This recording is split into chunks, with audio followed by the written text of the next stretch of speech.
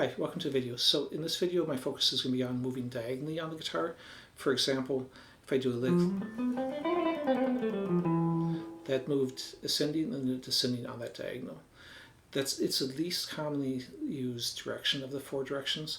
The second least common one would be the horizontal, moving this way. So that was part of an exercise I'm also be teaching. That's actually, I wrote that for diagonal movement, even though it's moving on horizontal, and I'll explain how it helps your diagonal movement as we get into this. The directions you probably commonly play all the time are your vertical movements and your horizontal, your diagonally forward movements. For example, if you play a 3-note per string C major scale, you're kind of moving forward diagonal. Now, if you want more drastic forward diagonal, you might skip notes or slide or repeat notes. There's lots of ways to get forward diagonal. That's why it's kind of a common one too. But let's jump into it backwards. So the first time I saw this was from another student when I was at G.I.T. It wasn't even an instructor, and he would just play a lick that was moving in this fashion, and I was like, wow, I really don't ever move that direction. So I went back to my apartment and tried to figure out how to do that. And basically I took scales and I fingered them in a way that they all moved back this way. If you're interested in those, I will do another video where I show all 7 modes moving in that direction. But right now I'll go and show the first octave of C. So the way you basically do it, if you know the notes on the neck, you think, okay, well when I moved 3 notes per string, I moved forward. If I do 2 notes per string on the 7-note scale, then if I go C, D, and instead of reaching forward for the E, I go backwards, E, F, and again, don't reach for that G, even though it's easier. Jump backwards, G, A, and then I could be B, but instead I'm going to jump backwards, B, C.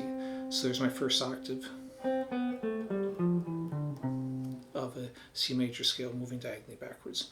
Now when you hit the B string, I'm not going to really talk about that much in this video because it's actually easy.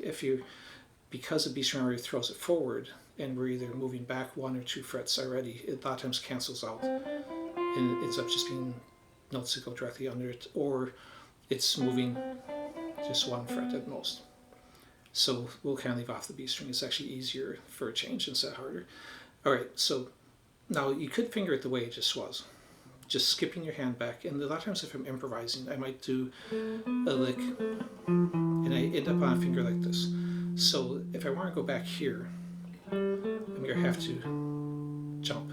And for the 35 years that I've been doing ideas using these, that's what I almost always did, is do a jump.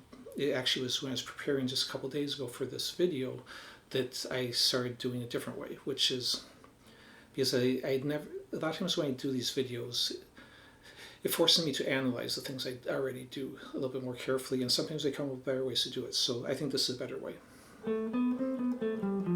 Now if I crunch my fingers together at this point and put my pinky here, then I can reach this next note. So you get a lick like that. Now there's nothing wrong with the jump. I still will use it, I'm sure, in the future, because again, if you're not on the finger where you're already preset and you're in the middle of improvising, you have to do what you have to do.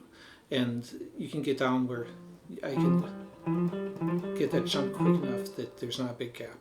But that's kind of the downside of that, is there is a time period when I'm moving from one position to another in which none of my fingers are actually in contact. So if I do it quick enough, it won't be obvious. But if I use my pinky, then I can reach that note while this other note's still ringing out. So there's no gap. I don't have to have my hand jump really fast in order to minimize that gap, because the note can keep ringing until I play the next note. So it makes a little bit more smooth transition. But you have to kind of preset your hand to some extent, or get used to doing that. Anyways, let's jump into this. So if I finger the full scale, then I'm going to do that move that I just did. Actually, I'm just going to play the first 3 strings of it. So you've got that. And the fingering will be written down on the tab too. And for the tab, you can download for free on my Patreon page, but I'll also show it at the end of the video. And the link to my Patreon page is in the description. You don't have to be a member to download any of my tabs. Okay, so Now at this point I'm just using my first and third finger here because I'm not going any further. If I was going further, I could use the pinky again to get that.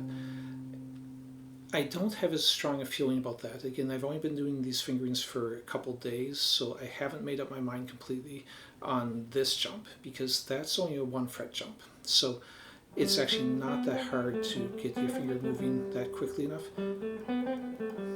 So you can either do the 1 fret position shift or half step position shift with the pinky or without. But I would say for the place where you're doing a 2 fret or a whole step one, then I would say the pinky makes that easier.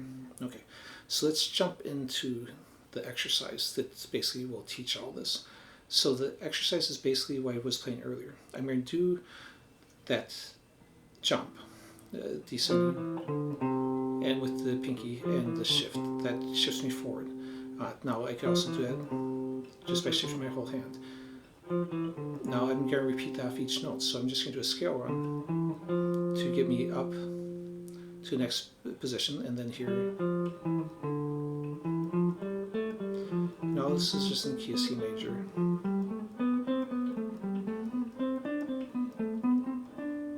And then at this point, I'm just going to start on the next string and come back. So I don't have to pause it all. I'm here now doing the jump. The fingers are here. Put my pinky on that last note, which gets me in position to shift my hand.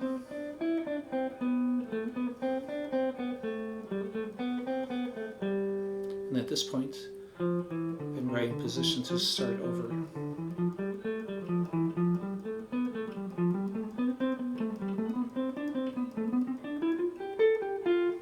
Okay, so you can kind of cycle through. Now, of course, you can do this on any sets of strings. Again, how does this help you? Because we're practicing every position of that shift and these shifts. So if I practice doing like the exercise here, I can ascend and then descend, and that's perfectly fine for a lick. I can also ascend and continue to ascend. And my hand's in position to do either equally well. Same thing down here. I can go here and switch directions and from the descending to ascending, like the exercise, or I can continue to descend down. And basically, that's how I use these. I don't usually use them as big across the whole scale things where I would put a sequence or something in this and use it as a scale to improvise in. It's a way to connect myself from one position moving in this direction, so that as I'm playing, you can kind of just free yourself up to move more freely in any direction. So let me go and demonstrate that lick I played at the beginning too. So I'm starting here, again using the pinky to get myself jumping here. This is still the same moving forward, but B string makes me not have to shift. Now at this point I could either go here or here. It's personal preference. And so the whole idea is... Okay, so let me go and show you the tab on this. So at the top is the exercise, and that I bracketed, or I drew a line where it starts over again in the new position. And underneath is fingerings, with the pinky one as the first one, and the other one is the where you're jumping hand as the second one. Then down below I showed the scale in three-note group, in three-string groupings, or all the way through, and the two examples I did as licks. Let me demonstrate. I don't remember if I actually did this. So we did this. You can also take that and practice them as separate things, because again, most of the time I'm not personally going to use anything bigger than about a three-string movement in that backwards diagonal, and a lot of times it'll be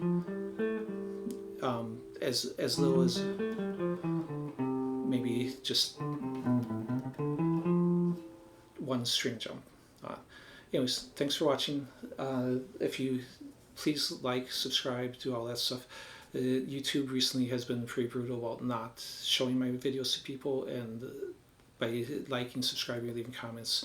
That tells them that people are interacting. It helps the algorithm to show my videos to more people. Anyways, thanks for watching.